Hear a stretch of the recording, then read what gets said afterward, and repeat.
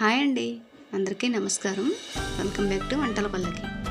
ఈరోజు ఫంక్షన్స్లో తయారు చేసే ములక్కాడ జీడిపప్పు కర్రీని సేమ్ టేస్ట్తో ఏ విధంగా చేసుకోవాలో చూపిస్తాను. అందుకోసం ముందుగా స్టవ్ ఆన్ చేసుకుని కడాయి పెట్టుకుని 3 స్పూన్ల ఆయిల్ వేసుకుని వేడి చేసుకోవాలి. నూనె వేడైన తర్వాత ఒక 1/2 టీ స్పూన్ జీలకర్ర వేసుకుని 2-3 కరివేపాకు రబ్బలు తీసుకుని వేయించుకోవాలి.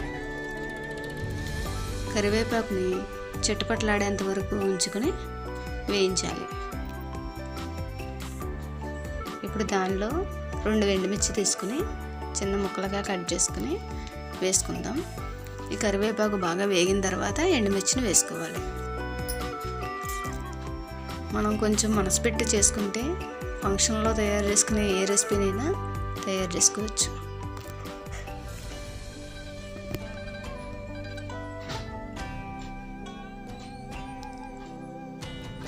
ఇప్పుడు ఆ ఎండుమిర్చిని కూడా బాగా వేగనివ్వాలి. ముందుగా నేను ఒక అరకప్పు జీడిపప్పుని అరగంట ముందే నీటిలో వేసుకుని నానబెట్టుకున్నాను.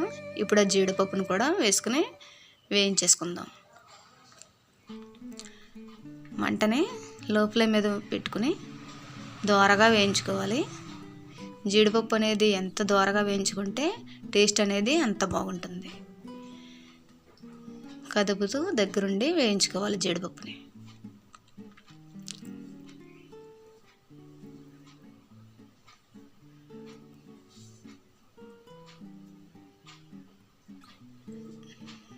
ఇప్పుడు జీడిపప్పు అనేది వేగిపోయిందండి. దీంట్లోనే 2-3 పెద్ద సైజు ఉల్లిపాయలను తీసుకుని చిన్న ముక్కల కింద కట్ చేసుకుని ఉంచుకున్నాను. అవి కూడా వేసుకోవాలి. 4 పచ్చిమిర్చి ముక్కలు కూడా వేసుకొని వేయించుకోవాలి. ఈ ఉల్లిపాయ అనేది బాగా వేగనివ్వాలండి. దానికోసం నేను చిటికెడు పసుపు వేసుకుంటున్నాను.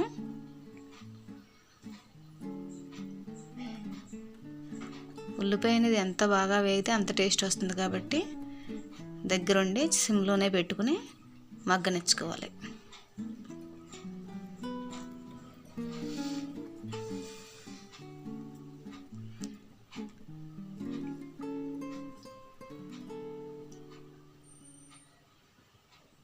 కొంచెం వేగాలండి, దానికోసం చిటికెడు ఉప్పు వేస్తున్నాను. ఇప్పుడు ఉల్లిపాయ అనేది చక్కగా మగ్గుతుంది. ఇప్పుడు నేను 2 ములక్కాడలు తీసుకుని చిన్న ముక్కల కింద కట్ చేసుకుని వేసుకున్నాను. ఆ ములక్కాడ ముక్క అనేది పచ్చి వాసన లేకుండా వేయించుకుందాం. తర్వాత 1 స్పూను అల్లం వెల్లుల్లిపాయ పేస్ట్ వేసుకుని వేయించుకుందాం. 1 స్పూను ధనియాలు జీలకర్ర అన్నీ కలిపి వాడాను పచ్చి మసాలా అండి. అది కూడా వేసుకుని మొత్తం పచ్చి వాసన లేదు అనుకునేలాగా వేయించుకోవాలి. ఇప్పుడు నేను 2 టమాటాలు తీసుకుని మిక్సీలో వేసుకుని కచ్చా పిచ్చాగా పేస్ట్ చేసుకున్నానండి. ఆ పేస్ట్ని కూడా వేసుకుంటున్నాను.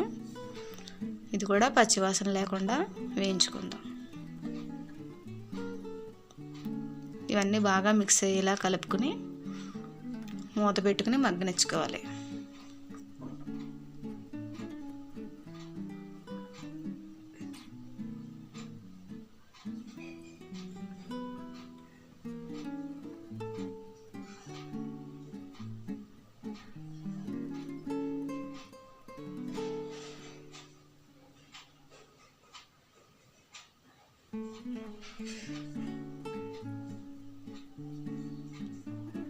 చూసారు కదా, ఇప్పుడు మొత్తం బాగా మగ్గిందండి.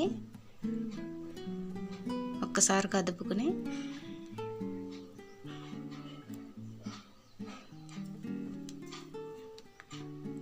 ఒక గ్లాస్ వాటర్ తీసుకుని ఆ గ్లాస్ వాటర్ వేసేసుకుని ఉడకనిద్దాం. ఈ ములక్కాడ అనేది బాగా ఉడకాలండి. ఒక 15 నిమిషాలు అలా ఉడకనిచ్చేద్దాం. కారం అనేది అప్పుడే వేయకూడదు. ములక్కాడ బాగా ఉడికిన తర్వాత చూసుకుని వేసుకుందాం. 1 స్పూన్ ఇప్పుడు కారం వేస్తున్నానండి. ములక్కాడ బాగా ఉడికింది. ఇప్పుడు 1 స్పూన్ కారం తీసుకుని వేసుకుంటున్నాను. దాంట్లోనే ధనియాలు జీలకర్ర పొడి కూడా వేసుకోవాలి. ధనియాల పొడి 1 స్పూన్ వేస్తున్నానండి. ఇప్పుడు జీలకర్ర పొడి కూడా 1 స్పూన్ వేసుకుంటున్నాను. ఇదంతా బాగా మిక్స్ చేసుకుందాం.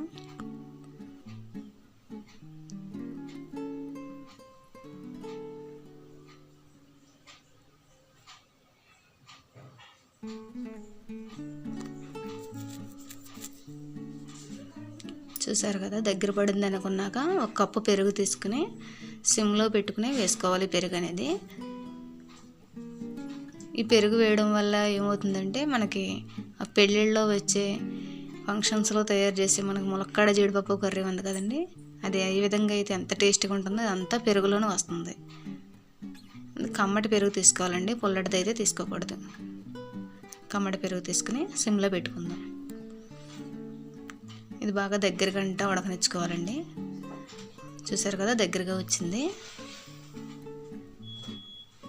ఇలా లో ఫ్లేమ్ మీదే ఉడకనివ్వాలి. కొంచెం సాల్ట్ అది చూసుకుని అడ్జస్ట్ చేసుకోండి.